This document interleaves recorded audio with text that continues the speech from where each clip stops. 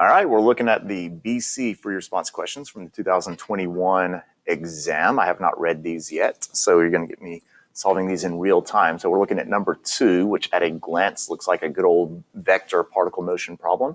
So they give you the velocity vectors there, and I think I'm going to go ahead and store those in my calculator. So we have t minus 1 e to the t squared and sine of t to the 1.25. And I'm just going to make a note to myself that that is stored in my calculator for F1 and F2, and that is the velocity. Let me make sure. Okay, so that's velocity. All right, so go to my calculator. I'm going to plug those in really quick. Let's clear out the stuff from the AB exam. And so I have t minus 1 times e to the t to the 2th power. Oh, can't use t. I have to use x's. X squared minus 1 e to the x squared. Cool. Create sliders. No. Cancel. Oh, I used the wrong e button. Dadgummit. So let's go back up there. I used the E from the keyboard instead of the E. Shoot, let me just delete all this. Whoops. So go over here. Make sure I use that E. There we go. X squared. That's all it's asking me for a slider. Okay, now I also need to enter the other one, which is just the sine of x to the 1.25 power. And that does look like it's incorrectly. All right. They just say t is greater than 0. All right, so then they also give you an initial position.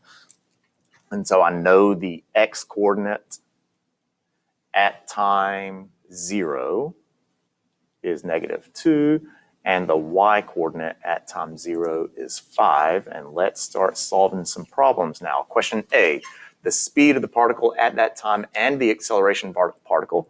Okay, so the speed is going to be the square root of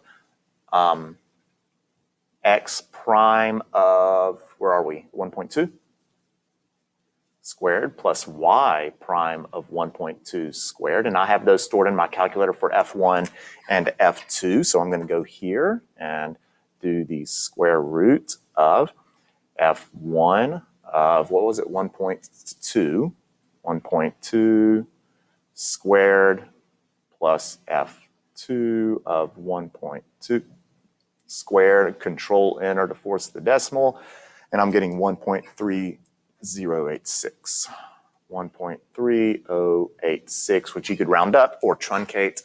The acceleration vector at time 1.2 would be x double prime of 1.2 and y double prime of 1.2, which we will use the derivative at a point command in the calculator. So that total distance. Okay, so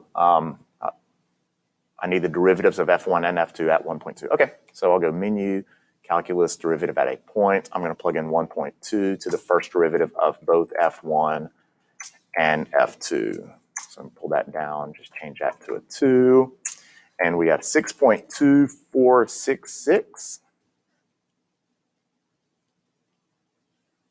which you can round up or truncate, or 0.405.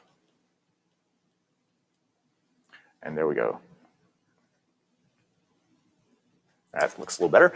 Number B, the total distance traveled over an interval. This is a nice question. This is a nice question. Total distance on the interval 0 to 1.2 is the square root of the derivatives of x prime and y prime squared. It's your distance formula. It's your distance formula with a calculus twist on it. So I'll punch that in the calculator. I wrote that down wrong. Slip of the pen just cost me a point. I wrote y squared. That should be y prime. And those are the functions given to me here. So this is x prime, y prime. So that's F1 and F2 squared. So I'll go back here, shift plus. We're going from 0 to 1.2, yeah. So 0 to 1.2 of the square root of F1 of x squared plus F2 of x squared dx. Hit control enter. I think it's going to give me decimal anyway. 1.0098, which again could round up or you could truncate.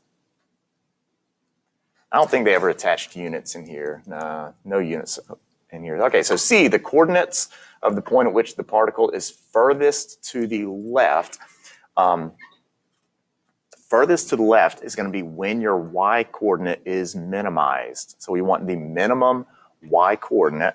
And so if I want the minimum of y, I'm going to start by finding out when is y prime of t equal to 0. I want to get the critical numbers. So my y prime was f2 of x. So now I'm going to go to my graph screen.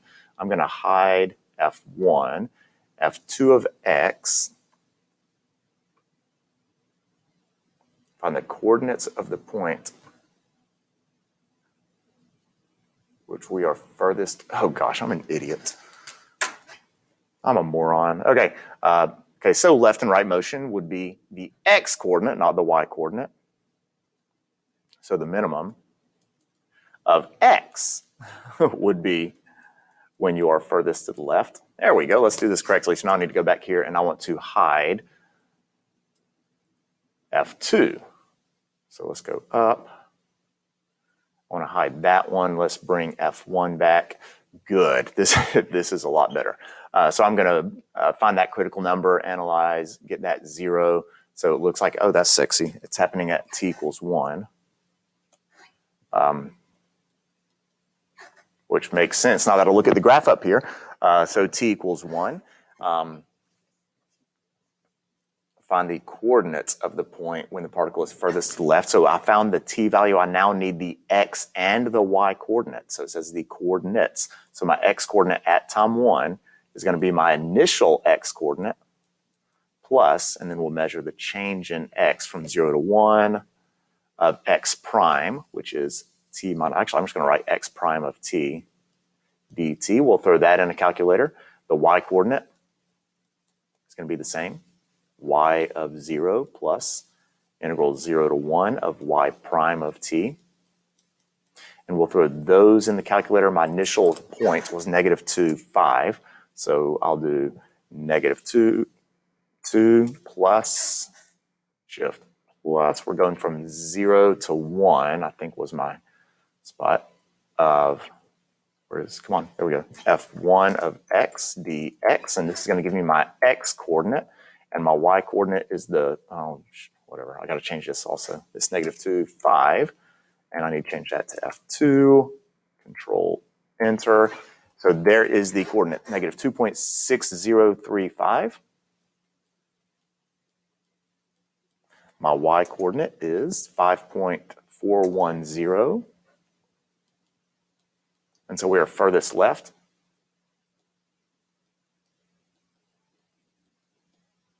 At, okay. I just realized I kind of skipped a lot of justification and explanation, which kind of scares me a little bit. I'm going to round that one up. What I haven't done is explained how I knew this was a minimum and not a maximum. Now, it did cross my mind in my graph up here. I am looking at the derivative, and I can tell that x prime is negative to the left of 1 and positive to the right of 1. So that's got to be the minimum. And if you were to compare it to any endpoints, which there's not an endpoint on the right side, but I know that that's going to be the minimum.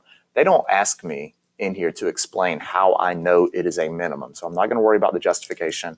I feel good about my answer here for the coordinates when I am to the furthest to the left. Then it says explain why there is no point t where the particle is furthest to the right. And to explain that, I would say, x prime of t is negative on 0 to 1, and x prime of t is positive on 1 to infinity. Therefore, the object is forever moving right on the interval 1 to infinity, so it does not have a furthest right location. I guess I feel good about that.